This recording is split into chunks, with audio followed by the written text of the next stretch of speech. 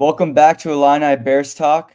We have a very special guest with us today, a man who actually appeared on one of our first podcast episodes ever. So he's back again, hopefully to, give Bears fans some clarity after one of the most shocking losses that all of us have seen in a very long time, probably since the double doink. And Rashad, my first question for you, I think the question that everybody really is wondering is about Matt Eberflus's future with this team. At this point, how do you assess uh, his candidacy with the Bears to be the head coach?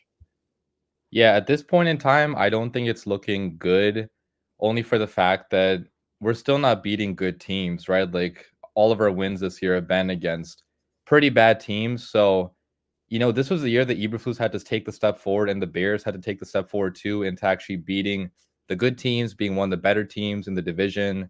And that's hard to do, obviously, because the division is so tough. Like, we didn't think the NFC North was going to be this tough entering the year. So, I'm not saying it's an easy situation he was thrown into, especially with the rookie quarterback, but this is year 3 now, right? And he's still making some of the same boneheaded mistakes he made in year 1, right? And he's not taking accountability this entire, week. He was not really taking accountability until like Thursday when I'm sure, the Bears PR or like Ryan Poles called him up and was like, yeah, you should probably, take accountability because you look like a dumbass, with not accepting anything. So, and you guys saw Caleb Williams' dad also commented on that. Like he made a tweet about the Commanders coach and he was like, "Oh, real coach, accountability hashtag whatever." So like the signs are not looking good for him right now. Like if I had to bet right now, I don't think he's going to be the Bears coach in 2025. And it's super early, obviously, so things can change.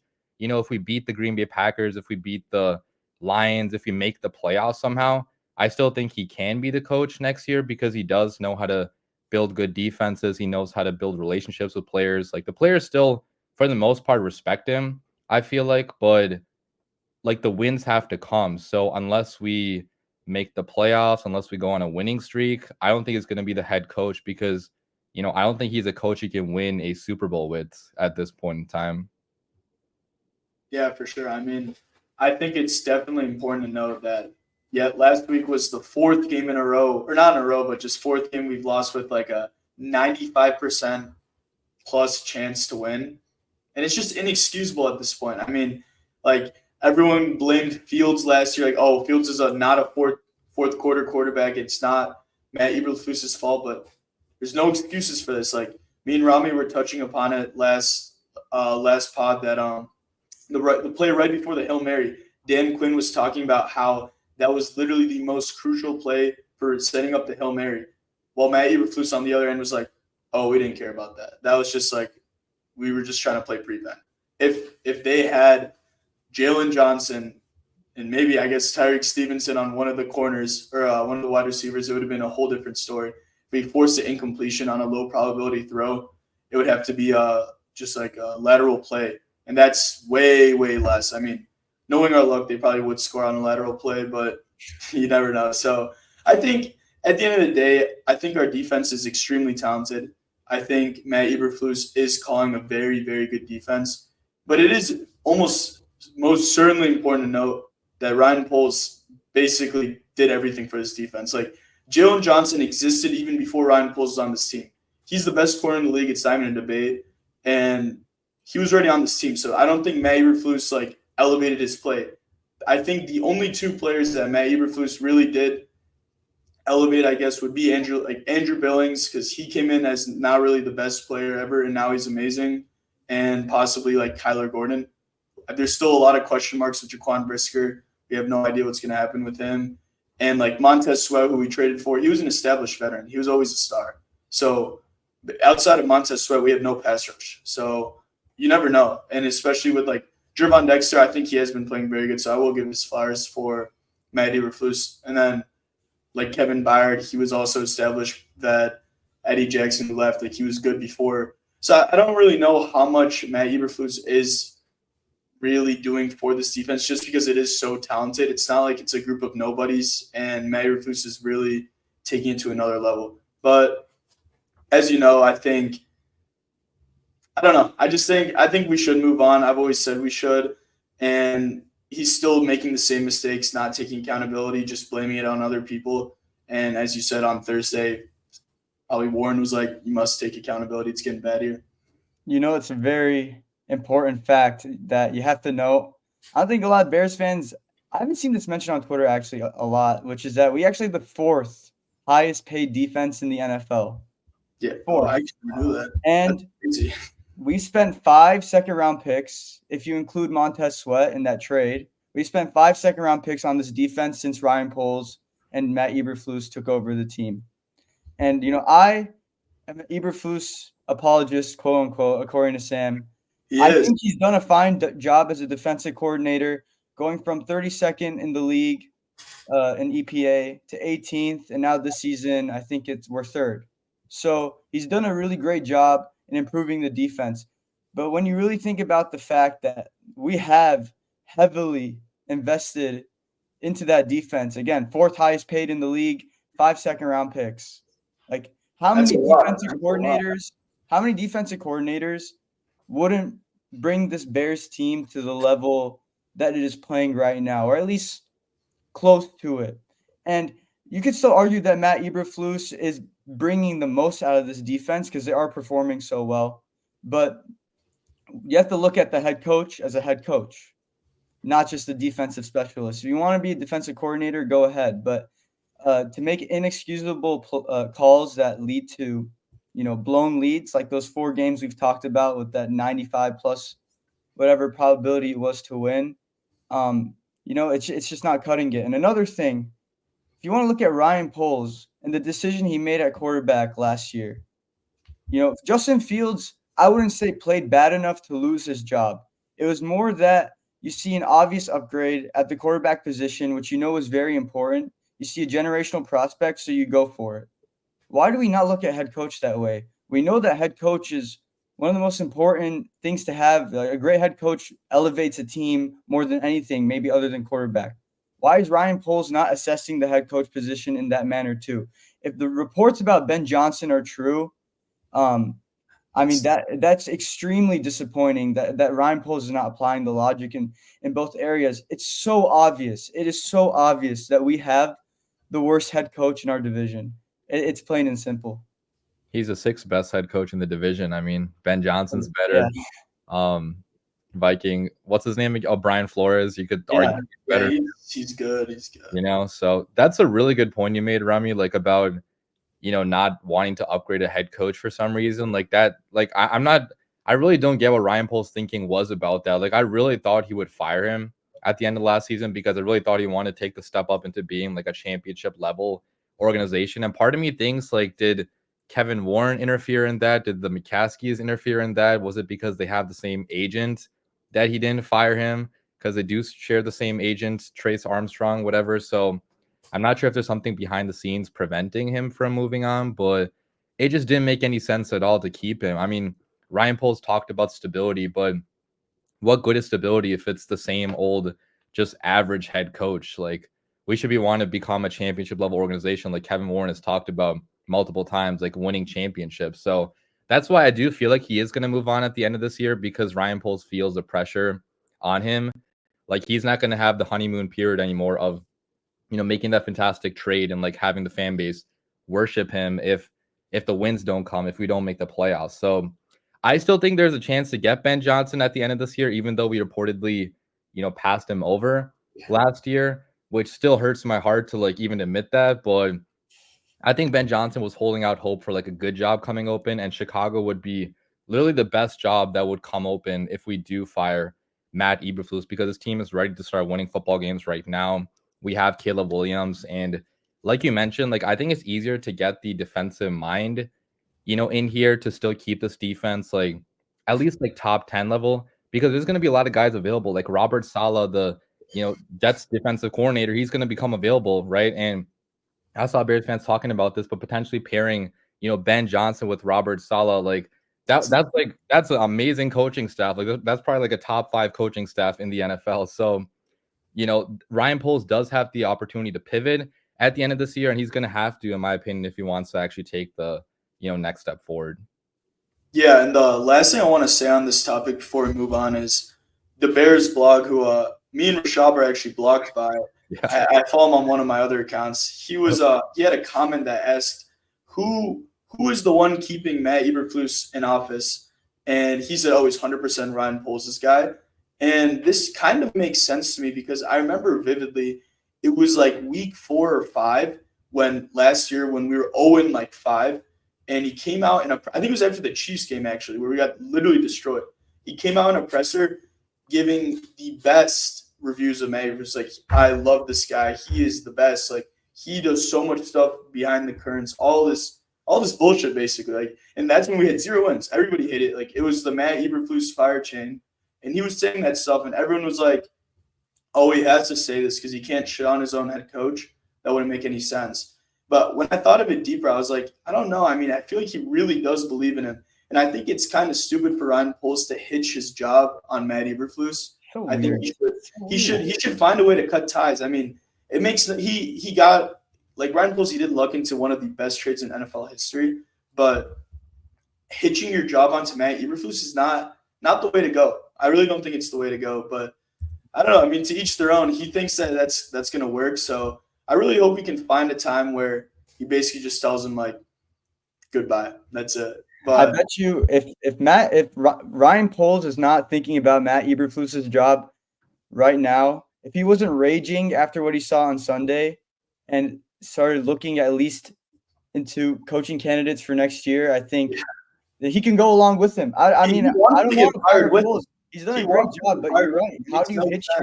How do you hitch your career on Matt Eberflus? It doesn't make sense. Yeah, that's what all of us are wondering. It makes 0 sense. He's such a forward-thinking person, like Ryan Poles is. Like, it just doesn't make any sense why he's trying to stick with the same guy that's failed over and over again. You know? Yeah.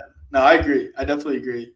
But yeah, moving on to the next thing we're trying to talk about is, do you think the Bears have exceeded or fallen short or met the expectations of this season? I would say fallen short, even though we are 4-3. So, you know, with the rookie quarterback, you should still be pretty happy to be 4-3. But with how good this team is right now on defense, like we have so much veteran talent on defense, you could argue we have like a top 5 defense.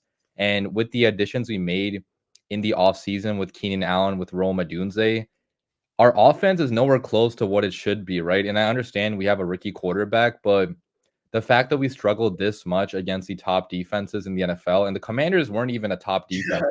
We made them look good. They were an average defense, I would say. Like, they've been doing better as of late, but we made them look like a top 10 defense in the first half. And, you know, obviously we came back in the second half and Caleb performed a little bit better, but a lot of Bears fans were thinking Caleb would have, 4,000 passing yards this year, 30 plus passing touchdowns, which, technically there's still time to get to the number, but I don't think it's going to happen at this point, and it's just like we're not even beating some of the bad teams too. Like the Colts, like that was a game we should have won with any good head coach. We would have won that game with any good offensive play caller. We would have won that game, in my opinion. Last game against the Commanders, we completely choked that game away. So that's 2 wins that with a better head coach, we would have won those games, and we would only have 1 loss in the season, really, right?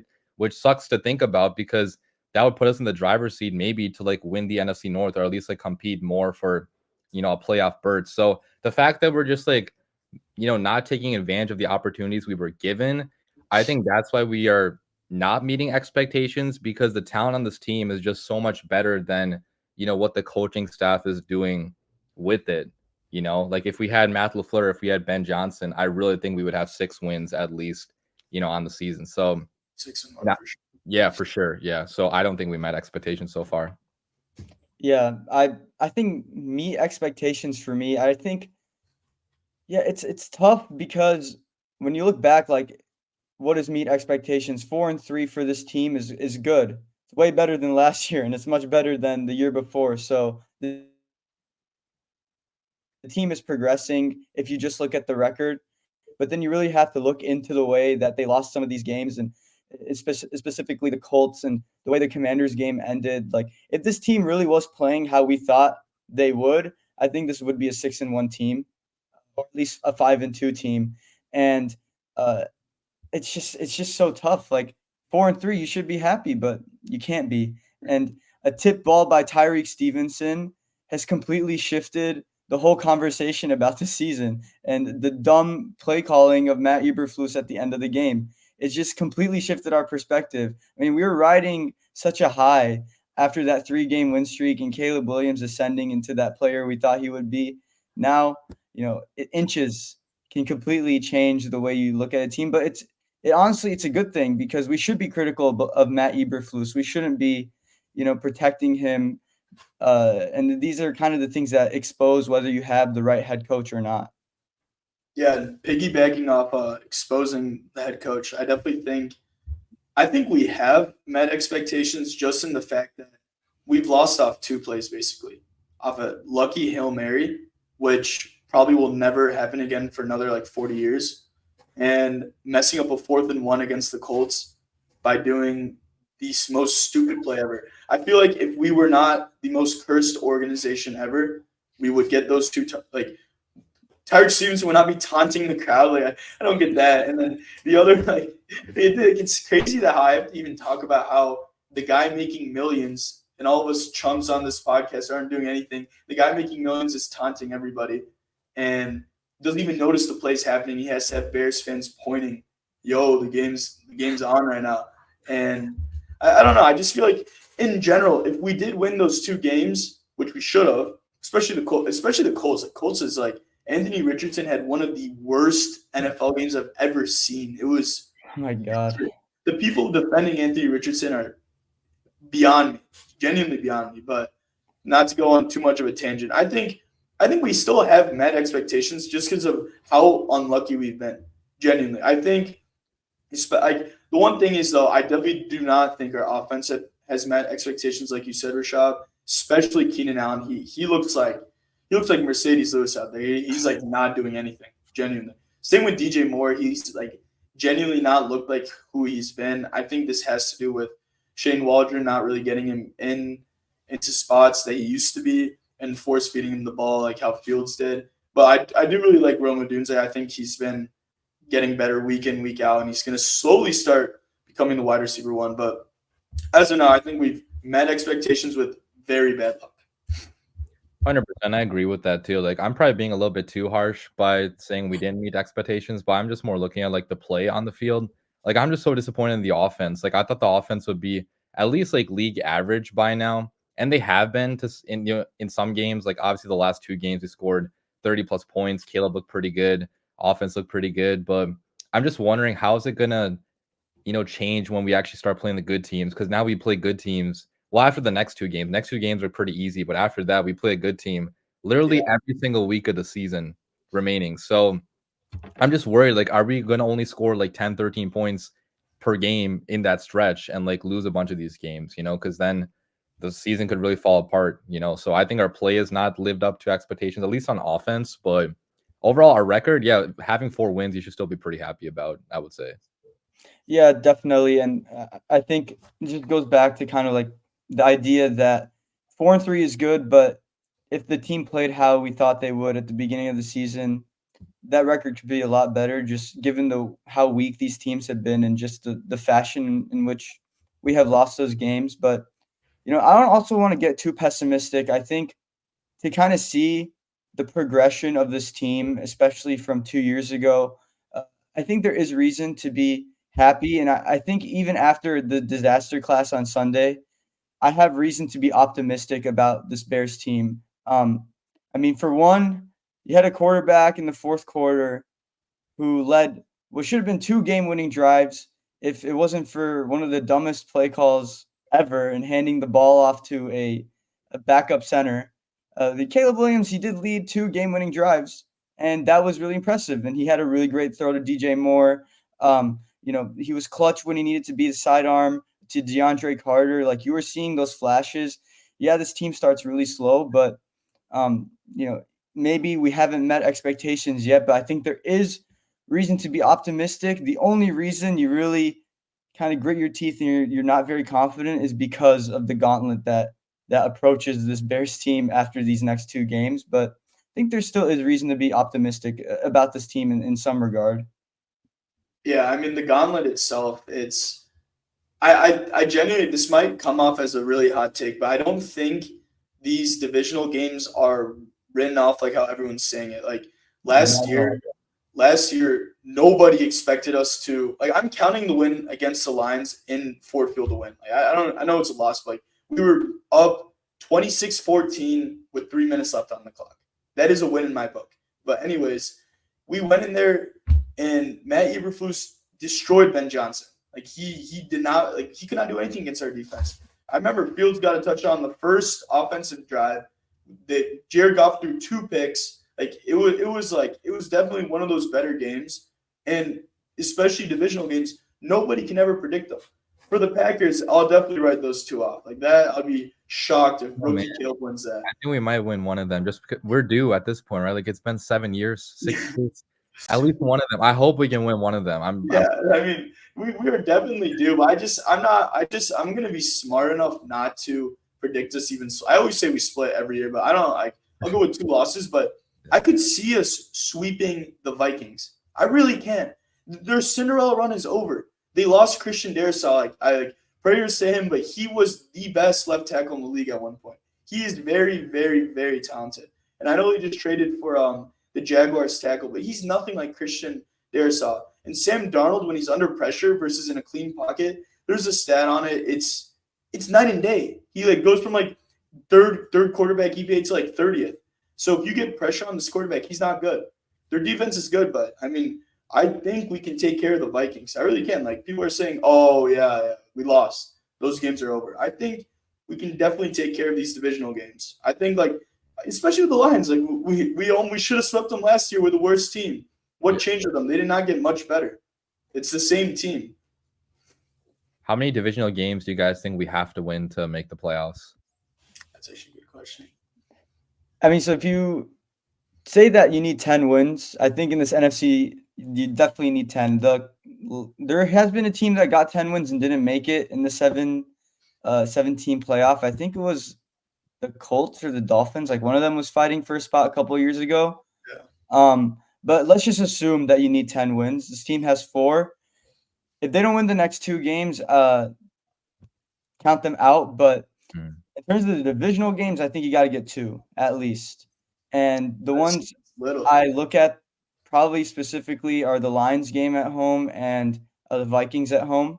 Now, I do think we can beat the Packers at home, but I'm kind of like Sam. I don't like predicting the Bears to beat the Packers until they prove it. They don't deserve me to predict, or any fans, honestly, to believe it until they see it. Just mush them. We'll say we'll lose. We'll just mush them.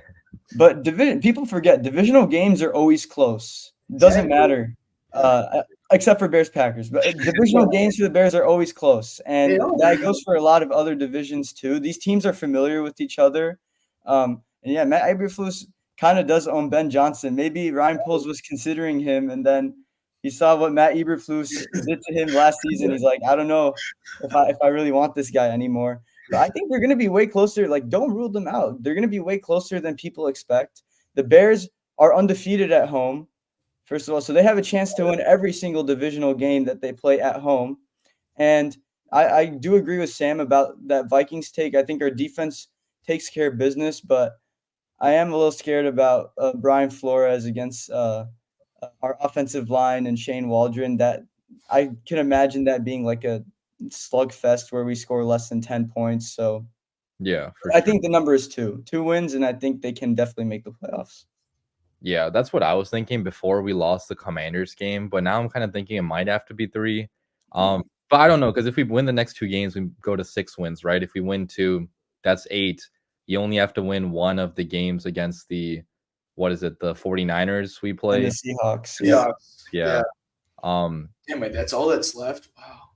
Yeah, season's going by. Wow, that's crazy. Yeah, I know. It always goes by super fast. But yeah. Actually, now that you say it, I think in that case, I think it would have to be 3, because I don't see us beating the Niners on the road by that time. They're probably going to have that end of season momentum where they just go on a run and we'll be one of the teams they cruise by. So we do have to win the next 2. I think we beat Seattle at home in prime time, and then to get to 10, you'd need the 3 divisional games. So actually, I agree. Now that I think about it, I think 3 games is probably the number. Yeah, I mean, I would go with 3, but I know the Seahawks game will be a dogfight. I know it will be dog. It'll be the ugliest game ever. But people are also writing off the Niners game. This Niners team has looked terrible. They have less wins than us. Or I think the same. I don't even know. I think they're like half their team is in the hospital right now. Like we can't really say they're not a good team. Like right now, but we're like playing them in week 14 when they'll be A lot healthy. of guys are not coming back though. Like Brandon Ayuk is out for the season. Yeah. I think. Well, the other guys might be coming back. Ayuk, yeah, that's true. But even then, though, I just don't think they were like the Niners we saw. So I would go with 2 wins honestly, because I think if we don't win next week, we're at like severe chances of not making the playoffs. Yeah. I mean, it will still be possible because I can like shimmy a way to get a Packers win at home. I'll find a way to make that happen. But like if we lose to the Patriots, we don't deserve to go to the playoffs. I'll make it that. Especially Burns in attendance, like we got to win that game for him. Like, Connor Burns. Yeah. Oh, we're not losing that game. I mean, we're like, I think Caleb we're gives him a ticket. We have to win that game. I mean, it's not gonna happen. We're gonna beat the Patriots. There's no way Drake May beats us. If he does, I'm done watching this team. I don't even want to watch the Packers game. So, like, if Drake May dices up our defense, I don't know what to do anymore. Watch us lose to the Patriots and then beat the Packers at home somehow. That's exactly what we would do. That's genuinely what we would do. We'd break our winning streak at home and then beat the Packers somehow. When we're all like, yeah, screw the Packers, and then you end up winning. Yeah, I don't know. I think 2 wins. I don't know. I'm also thinking 3, but I'm a little bit more worried about the Lions this year just for some reason, because they're just like absolutely destroying each team. Like they're scoring like 50 plus every single game, and we own Jared Goff. So I think it is we do. us, but they're just like a wagon right now. So I don't know. I still think we can win at least 1 against them. And hopefully if we sweep them, that'd be amazing. But just winning 1 would be amazing too. Let me say this. The Lions have not played an outdoor game yet. Their first one will be in Lambeau Field. Yeah, they have not played an outdoor game, and they're going to be playing in Chicago in the cold of December. I think it's probably around Christmas time. And we saw the result last year. Goff is a great quarterback, but he also needs 70-degree room temperature weather to really get going. So I do have faith in the Bears in that game. And I don't know. I'm pretty confident about – I don't know what – I feel good about that Lions game just given how things were last year. But you never know. They look like a train that can't be stopped right now. They're running over everybody. I also will say this. Regarding this game against the Cardinals on Sunday, this is a pivotal moment in the Bears season because I've seen terrible things happen and then the Bears just unravel. And this game definitely feels like the point where this team either comes together or the season falls apart. So I think a loss will solidify that this is not a playoff team and will probably rest Matt Eberflus's case as the head coach of this team for 2025. I think it's massive, but let me get on the record from both of you. 1, do the Bears make the playoffs this year? And 2, is Matt Eberflus the head coach in 2025? At this point, what do you guys think? Should I go first? Yeah, go. I gotta see what you have to say. I don't know, man, because I'm usually the optimistic guy. So I still think, okay, this team is good enough to make the playoffs because I just look at our losses. They were just last-second losses, right? Like both of them, even against the Texans. Like we very easily could be undefeated right now if 3 plays just went the different way, right? So I think this team will be better down the stretch. Caleb's going to continue getting better. The coaching I'm still so concerned about. So, I don't know about the coaching, but I would hope it gets better, right? So I want to say the Bears will make the playoffs as a number 7 seed. And that's the thing though, like if we make the playoffs, I think Eberflus is staying no matter what. So like even though I don't really want Eberflus to be the head coach next year, I think he will stay in 2025 if we do make the playoffs, which I know that contradicts what I said earlier, but I do think we can turn it around in the second half of the season because this team is too talented to not win, 9-10 games at least, I feel like. Yeah, it's tough, but I genuinely think this whole season depends on the next 2 games. Oh yeah. This Cardinals game, we're favored to lose. I don't understand that. It's crazy. This Cardinals team sucks, but Vegas also thinks we suck. So if we lose this week, people will say we're not making the playoffs. We suck. Trade Caleb. He sucks. Whatever. But I think it's against the Patriots. If we win against the Patriots as well, like we win both these games, we're making the playoffs. I'm telling you right now, and we will retain Matt Eberflus. The only way we don't retain Matt Eberflus is if I think we just get wiped by this division. Even then, Matt Eberflus is on a longer leash than all of us expect. We all think, oh yeah, Ryan Poles is very receptive to the fan base and losses and stuff. Matt Eberflus has the easiest case ever. I had a rookie QB. He was still learning. Like, look at Bryce Young. He sucks. Why are you going to fire me? I got 9 wins. It's better than last year. Like, and then they'll be like, all right, we'll give you one more year. You know, like, I think if we make the playoffs, he's most definitely staying. I think if we narrowly miss the playoffs, he'll also stay. We have to have, like, complete, like, coaching failures, like, where, like, even, like, the locker room just freaks out and says we can't take this guy anymore. So, my opinion, we win this Sunday. We win against the Patriots. We make the playoffs. I think the division's already written. I think we'll split some games, sweep by the Packers. I think we'll win 2 division games. We'll beat the Niners, dogfight against the Seahawks, and we'll make the playoffs. 7th seed, just like Rashad. All right, I'll go on the record. Fortunately, I just don't think this team makes the playoffs. I think you just have to look at it from like how the games that they do have to win, especially the next 2, to get really going. I mean, we are not favored against the Cardinals, which I'm a little surprised about.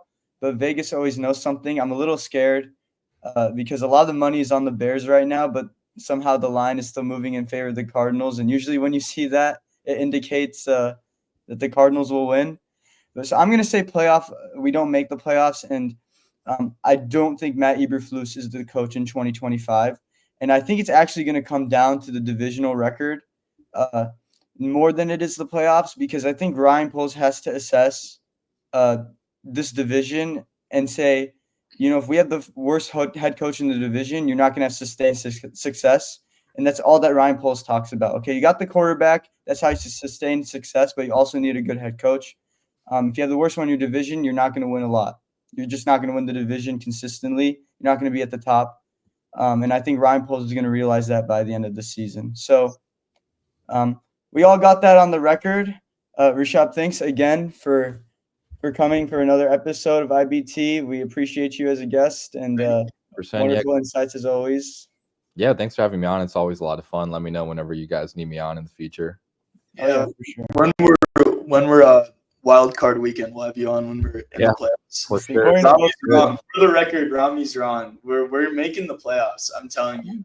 Bears Commanders. It's gonna be Bears Commanders wild card weekend. Bears Commanders. I could see it. And the thing I would love it. I want to say before we end it is we were favored to beat the Commanders. We were -2.5. So I take Vegas lines with a grain of salt. They had us losing against the Lions at home. We were like +4. We beat them by like 20. So like Vegas lines, like they are definitely right, because Vegas did have us as -2.5 against the Commanders, and we were up by 3 with 2 seconds left. So they know everything. So this went against what Vegas wanted, but you can't really always say Vegas lines. They haven't it's just a very obviously. I just think like if you look at it objectively, there's a higher chance that the Bears don't make the playoffs than they do. Oh yeah, 100%. I think that, and if you're being optimistic, you'll say they make it, but I think if you're being objective, it's more likely they don't. Yeah, 100%. I agree with that. But with that, hopefully the Bears bounce back this Sunday, and we have a good episode coming for you guys where we can actually talk about something good. Until then, see you guys. Thank you.